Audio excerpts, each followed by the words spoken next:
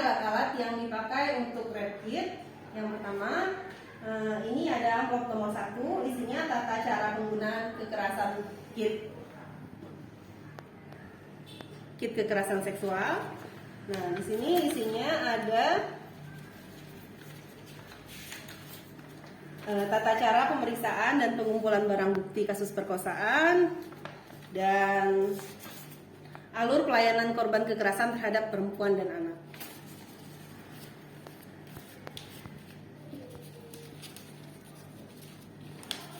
Ini jangan lupa kita tutup dan ditandatangani di depannya. Setelah itu amplop nomor 2 ini ada isinya inform consent dan anamnesis kekerasan seksual.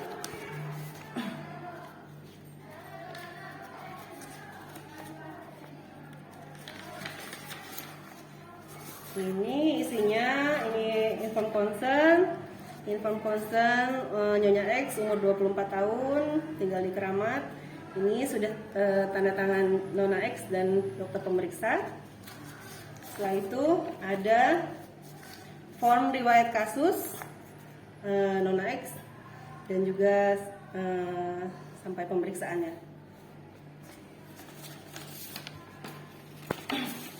Di amplop nomor 3.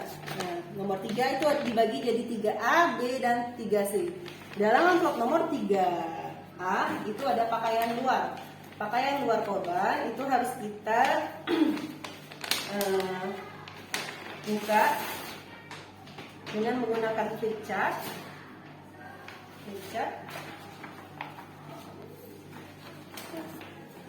Nah, di sini korbannya harus membuka pakaian di atas flip chart ini, sehingga kalau ada cairan tubuh ataupun barang-barang benda asing yang dari luar itu ikut terjatuh di sini, jadi tidak jatuh kemana-mana. Nah, ini kita masukkan ke dalam amplop yang 3A. 3A ini isinya pakaian luar.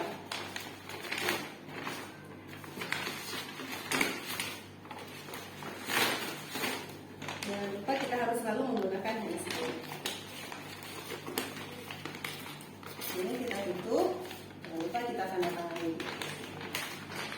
Setelah itu ini amplop yang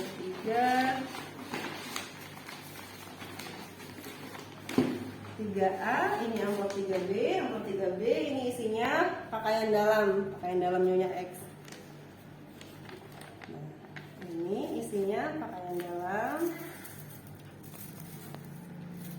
dalam Nyonya X.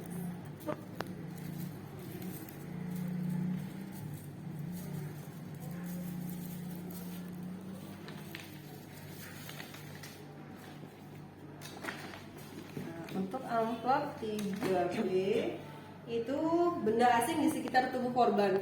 Jadi kebetulan tadi waktu kita buka baju korbannya ternyata ada terjatuh benda asing, yaitu daun. Nah, di sini daunnya ikut jatuh di atas flip chartnya tadi. Jadi ininya bukan masuk ke 3A tapi masuknya ke 3C. Setelah itu kita lihat di amplop nomor 4. Amplop nomor 4 ini ada kotoran dan cairan di sekitar tubuh korban.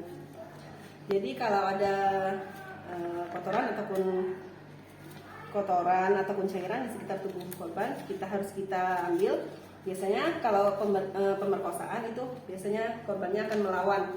Pasti kotoran pelakunya akan menempel sedikit setidaknya di kuku korban. Makanya kita keruk menggunakan lidi, menggunakan tusuk gigi, dan juga kita ambil juga kuku korban. Nah, ini akan kita periksa. Selain kuku, kita juga ambil cairan di sekitar tubuh korban. Nah, kita ambil menggunakan lidi kapas. Kita masukkan ke dalam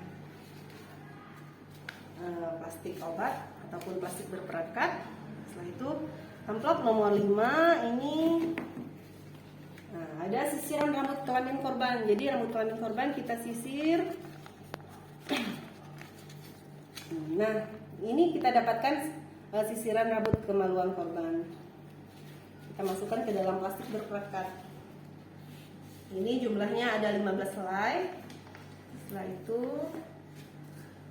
kita ambil cabutan rambut kelamin korban.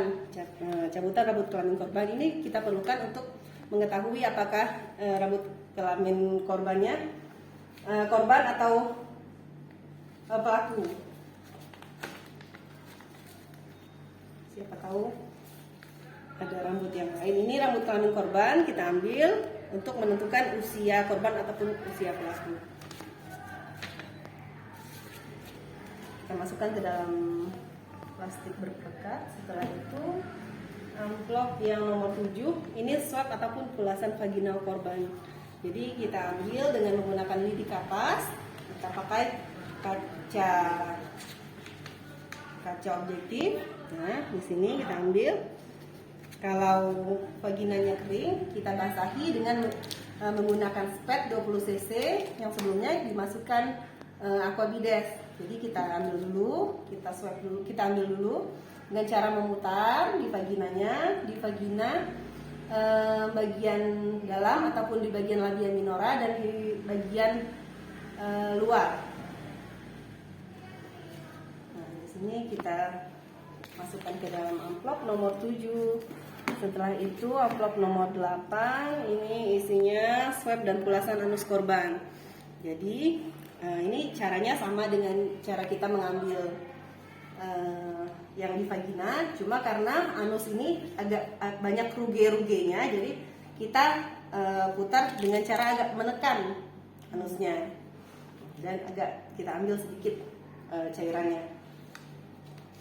Siapa tahu ada sperma ataupun air mani yang tertinggal di anusnya.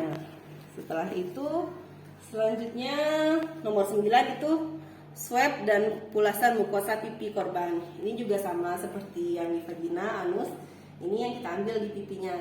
Ini tentu lebih mudah.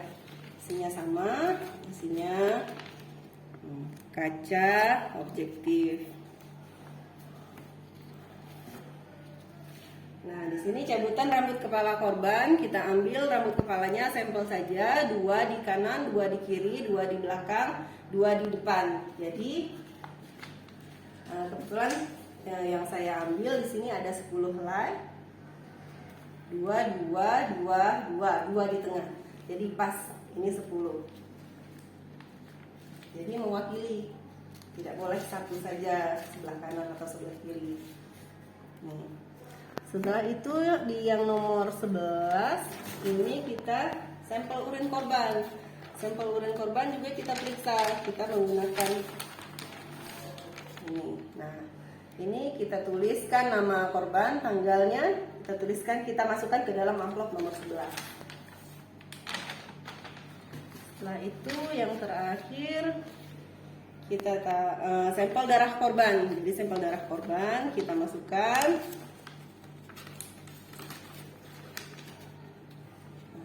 Ini, nah, di sini 2 cc sudah cukup. Setelah itu jangan lupa masing-masing amplop itu kita tanda tangani di depannya. Setelah itu kita masukkan lagi ke dalam box. Box ini kita tutup.